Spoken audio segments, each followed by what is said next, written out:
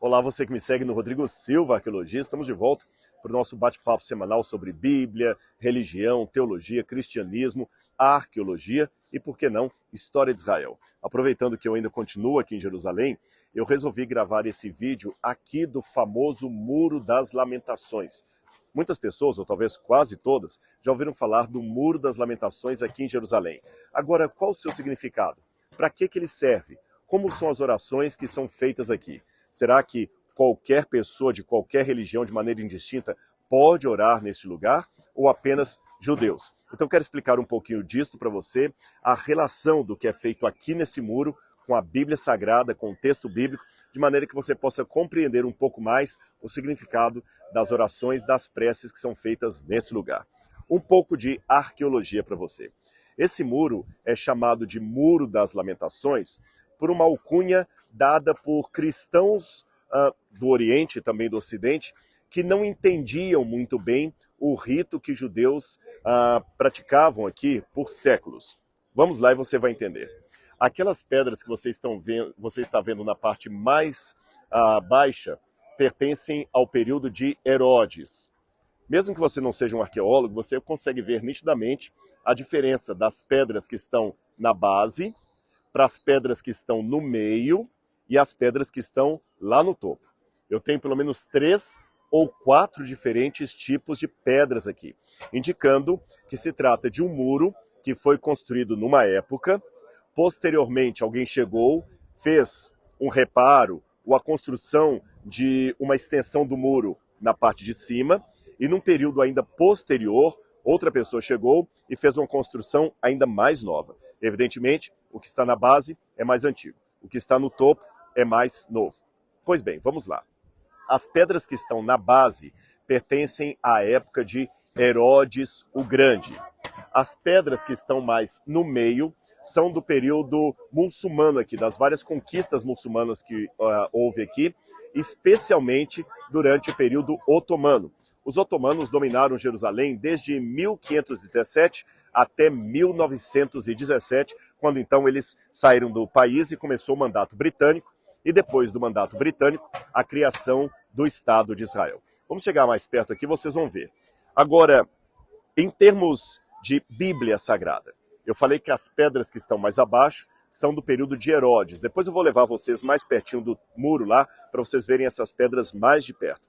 Se são do período de Herodes, onde estaria o templo? Aqui onde eu estou? Não.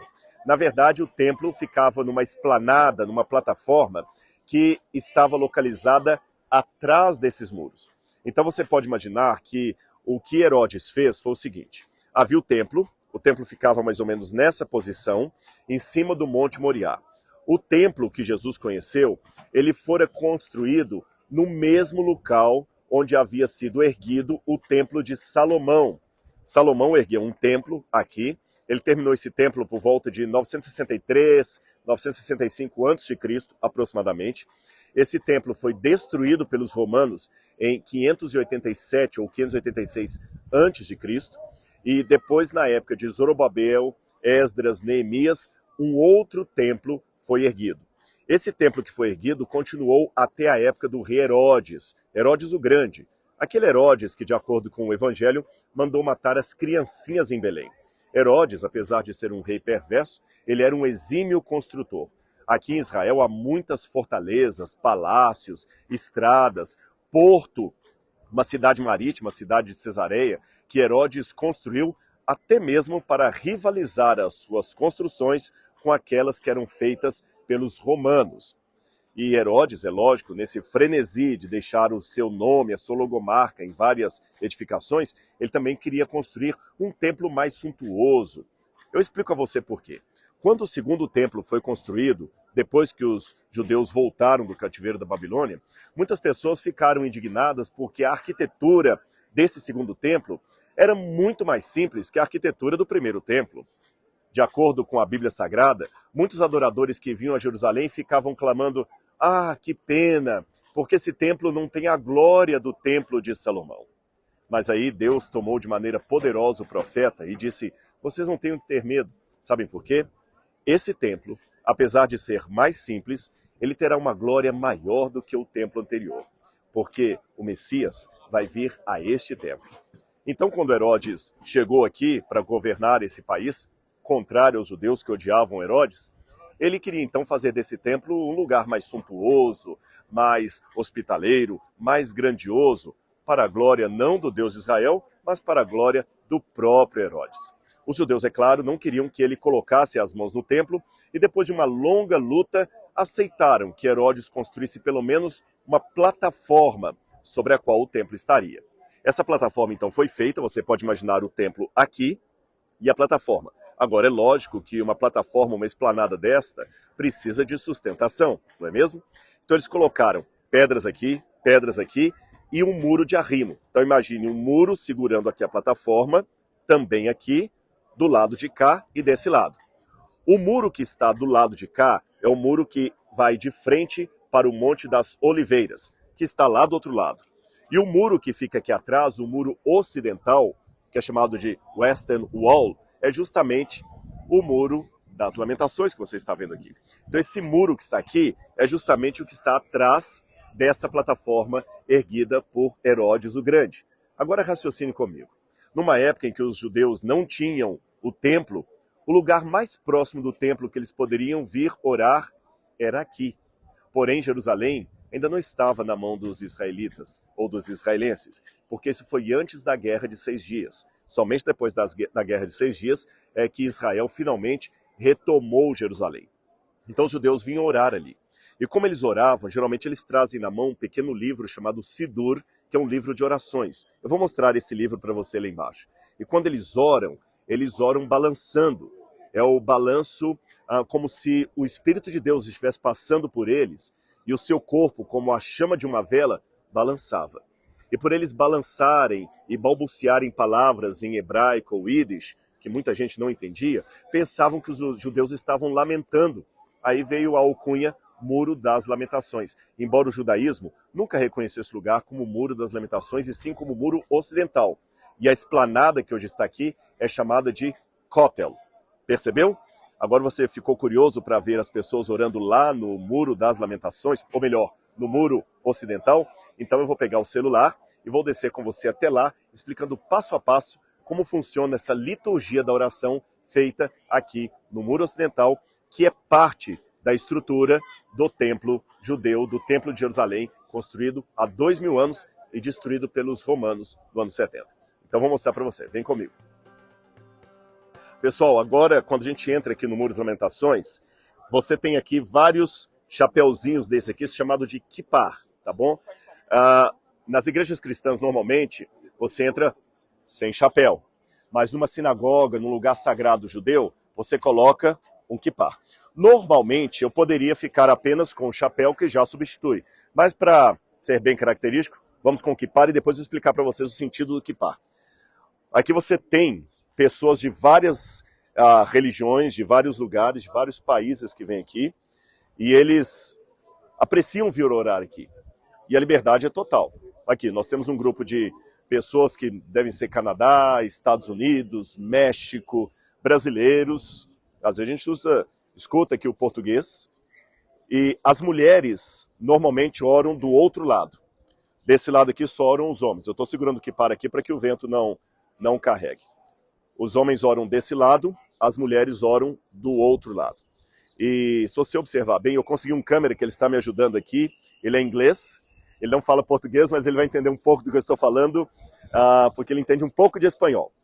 E eu vou pedir para ele mostrar ali, the people praying. Você vê que as pessoas movimentam quando estão orando, veja os judeus orando, eles se movimentam ali no muro, tá certo? E você deve estar perguntando, por que eles oram assim, voltados para o muro? Bom, essa explicação eu vou dar para você quando eu voltar lá para cima, tá bem? Você olha que no muro também há muitos papeizinhos com pedidos de oração que as pessoas trazem aqui para colocar ali os seus pleitos, os seus pedidos, os seus agradecimentos. E o muro tem 3 tipos de pedra, como eu falei. As pedras de baixo são herodianas, as do meio são do período muçulmano, e lá no topo você tem pedras já de um período mais recente, do período otomano, tá certo? Sabe aquelas outras pedras lá em cima? Elas foram colocadas até a pedido de alguns judeus, porque muitas vezes alguns muçulmanos que estavam lá jogavam fezes e urinas em pessoas que estavam aqui. Isso é muito triste. Eu sei que é uma parte triste para falar da história, não estou querendo criticar os muçulmanos que estão me ouvindo, isso não é de todos, não vamos generalizar, tá certo? Há muitos muçulmanos que são amigos de judeus, há muitos judeus que são amigos de muçulmanos, existem pessoas boas e ruins em todas as partes, em todas as partes. Infelizmente, há maus e bons exemplos em ambos os lados. Os bons exemplos, felizmente. Os maus exemplos, infelizmente. Faz parte da natureza humana. Mas, como eu disse, há muçulmanos que respeitam o judaísmo, há muçulmanos que não respeitam. Há judeus que respeitam o islamismo, há judeus que não respeitam. Assim é a vida. Então, muitos acabavam, assim, tendo uma completa humilhação de quem estava aqui. Onde eu estou nesse lugar, aliás, antes da Guerra de 6 Dias, era repleto de casas. Havia um beco aqui, muitas ruelas, mas hoje tudo isso está limpo. E esse lugar hoje, eu já mencionei lá, é chamado de Kotel, onde as pessoas geralmente fazem as suas orações. Por que do Kippur? Eu vou explicar para vocês ali em cima. Mas vamos aqui mais perto, só para vocês verem as orações que as pessoas colocam. Muitos colocam a sua mão sobre o muro, tá certo? E você vê aqui também os pedidos de oração que as pessoas fazem, tá certo? E junto com as orações, você tem sempre esses livros aqui. Esses livros geralmente são chamados de Sidur. O que é um Sidur? Um Sidur é um livro de orações. Então, a partir do Sidur, o judeu abre aqui e faz as suas orações. Interessante que a capa tá de cabeça para baixo em relação ao que está aqui dentro. Não, aqui tá certo, ó. Olha eu pegando errado aqui em hebraico, tá vendo? E aqui tem, ó, Baruch Atah Adonai. Baruch Atah Adonai. Bendito seja o Senhor. O nome de Deus está escrito em hebraico aqui, mas eles não pronunciam o nome de Deus. Eles preferem falar Adonai. E muitas orações deles começam com essa expressão. Baruch Atah Adonai Eloheinu Melech. Que bendito seja o Senhor. Eloheinu Melech. Senhor e Rei de todos nós. Eles sempre começam as orações. E aqui a oração da manhã, a oração da tarde, a oração de agradecimento. E os livros ficam aqui. A pessoa pega, vai orar e volta. Agora, nem todos são judeus. Há cristãos também que vêm orar aqui. E eu já vi muçulmanos também orando nesse lugar aqui. Tá certo? Você nota que aquele judeu que está no canto, ele tem algumas cordinhas amarradas ali. Essas cordinhas são chamadas de tzi-tzi. Essas cordas servem como se fosse um lembrete da oração, mais ou menos parecido com o rosário ou o terço dos católicos. O católico, quando vai rezar a Ave Maria ou Pai Nosso, ele tem o terço ali. O muçulmano também tem um tipo de rosário. O judeu não tem o rosário, mas tem aquelas cordinhas chamadas tzi-tzi. Lembra que Jesus em Cafarnaum curou uma mulher que tinha fluxo de sangue e ela tocou na orla da veste de Jesus? Era o tzi-tzi de Jesus. Está escutando o pessoal cantar? Olha lá. Eles cantam também, porque o culto não é só a oração. É a oração, é o louvor, é a alegria, é a maneira que eles têm de testemunhar que eles servem o Deus de Israel. Veja, escuta um pouquinho da música deles.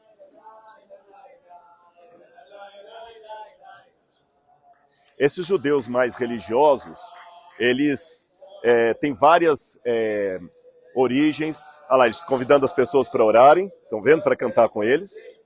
Se eu for lá, eles vão cantar comigo, quer ver?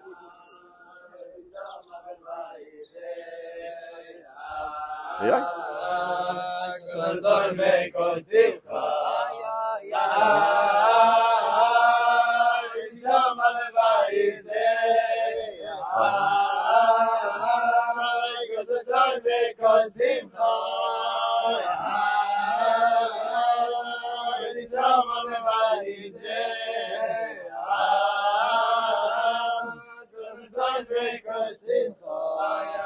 Não é magnífico? E vieram outros também. Eles convidam para oração, ou seja, existe uma harmonia, existe uma felicidade, existe uma fraternidade.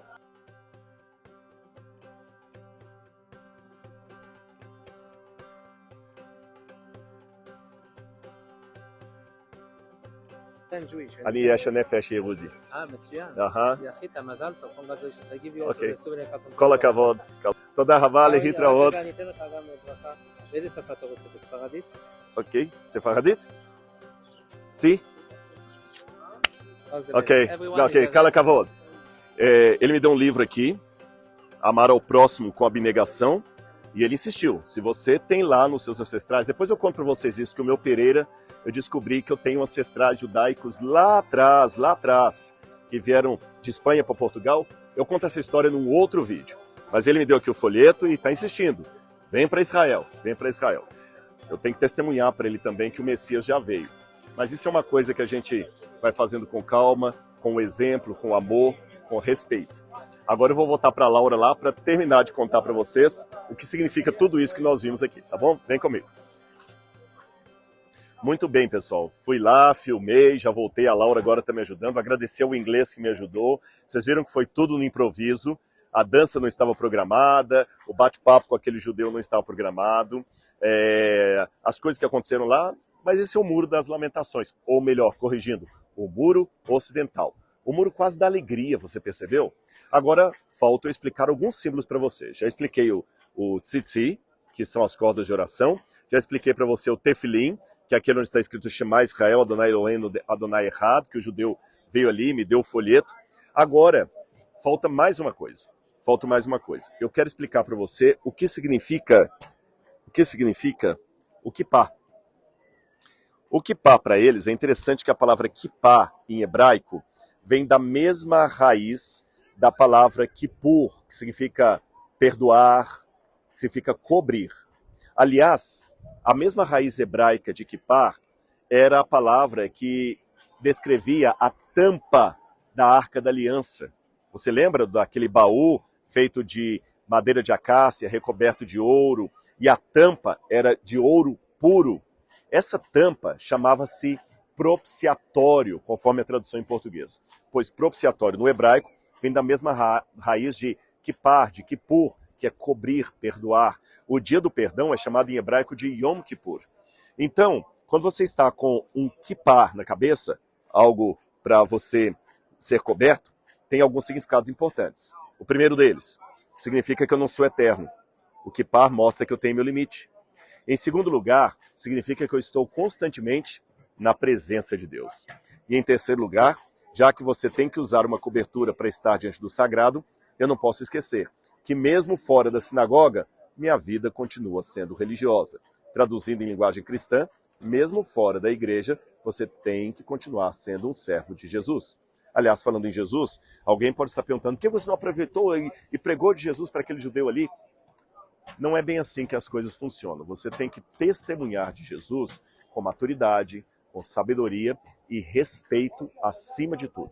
Você não pode fazer uma coisa assim a pontapé. Quem trabalha com missões sabe muito bem o que significa. Agora, quem nunca trabalhou com missões, talvez pode até deixar um comentário meio mal educado aí. Faltou coragem. Não.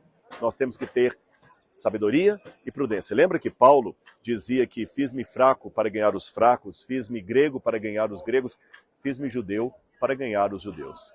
Eu sou da escola de Paulo, sem nenhuma hipocrisia, mas procurando testemunhar. Agora, falta eu ler para você algumas passagens da Bíblia. Você pode perguntar assim, Rodrigo, mas para que orar lá? Se eu posso orar da minha casa, num bosque, na rua, dentro do metrô, do ônibus, do avião? Você tem razão. Deus está em toda parte, você pode orar em qualquer parte. Não existe nenhuma energia mágica que saia dessas pedras, que produza um poder que você toca ali e já fica eletrizado. Não, não existe. Porém, raciocine comigo. Algumas coisas, por terem um valor histórico, elas se tornam mais simbólicas. Você entende? Pode ser uma aliança de casamento, pode ser uma carta de amor que dois velhinhos ainda guardam porque trocaram quando ainda eram jovens namorados. Pode ser até, quem sabe, aquele cartão postal que você recebeu de alguém que você ama muito e já morreu. São elementos que nós usamos para trazer memórias afetivas para nós. E todo esse país aqui me traz uma memória afetiva muito séria. A história bíblica aconteceu aqui. Então, embora eu esteja consciente de que não sai nenhuma energia mágica daquelas pedras, eu sei que, como elas estavam aqui quando Jesus esteve nesse lugar, pelo menos as pedras herodianas, por que não remeter ao passado lembrando que aquela história tem valor para o meu futuro.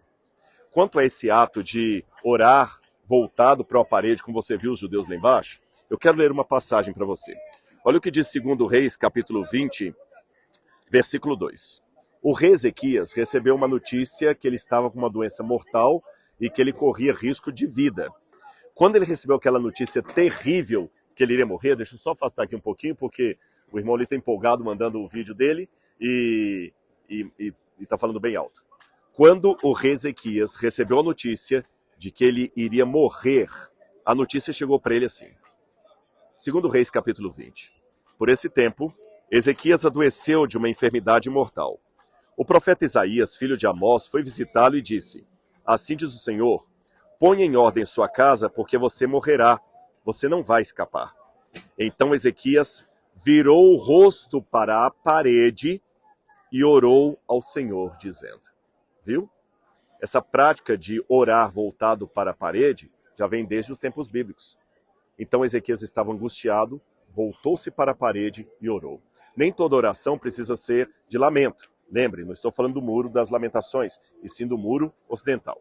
Tem uma outra passagem que eu gostaria de mencionar para vocês, que foi por ocasião da inauguração do templo, quando Salomão inaugurou o templo, atrás desses muros. É lógico que na época de Salomão, as pedras herodianas não estavam ali, eram as pedras da época de Salomão. Mas não importa, era uma estrutura que mantinha o lugar sagrado e a mesma estrutura que ainda permaneceu depois do cativeiro da Babilônia, na época de Herodes, quando Jesus esteve aqui. O lugar é o mesmo. E quando Salomão, lá dentro, inaugurou o altar e o templo, ele fez uma oração ao Senhor.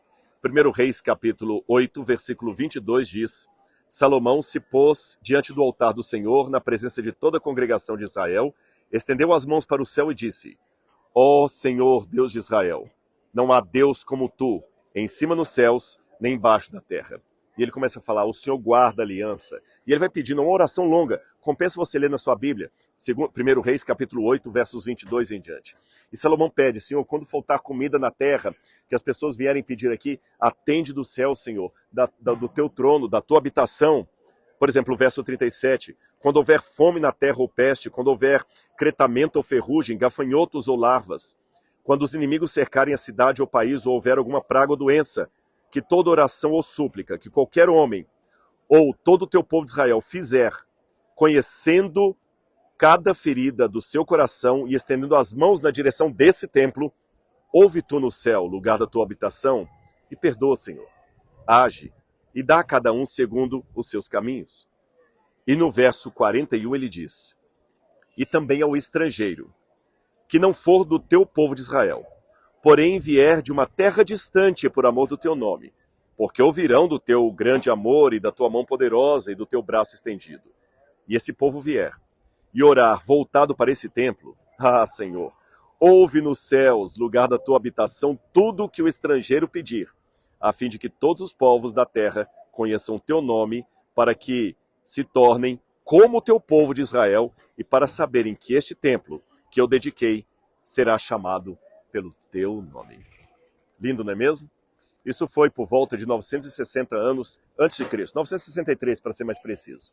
Ou seja, há quase 3.000 anos atrás, essa prece foi erguida lá dentro e 3.000 anos depois, pessoas de vários países, como vocês viram lá embaixo, continuam vindo aqui, estendendo as mãos para esse lugar, tocando na parede e orando ao Senhor. E eu repito, a prece de Salomão. Ouve, Senhor do céu, a prece desse povo, do estrangeiro que vem aqui, para que tenha o coração como do teu povo de Israel. E que o Senhor possa alcançar, com todas as promessas e a certeza messiânica, corações sinceros de Israel, como daquele judeu que me parou. Ele não reconhece Jesus como Messias. Talvez por culpa do mau testemunho que muitos cristãos dão, eu não sei. Mas eu oro por ele, mesmo sem saber o seu nome, eu oro por mim, eu oro por você nesse momento, eu oro nesse lugar, para que Deus do céu nos dê a paz.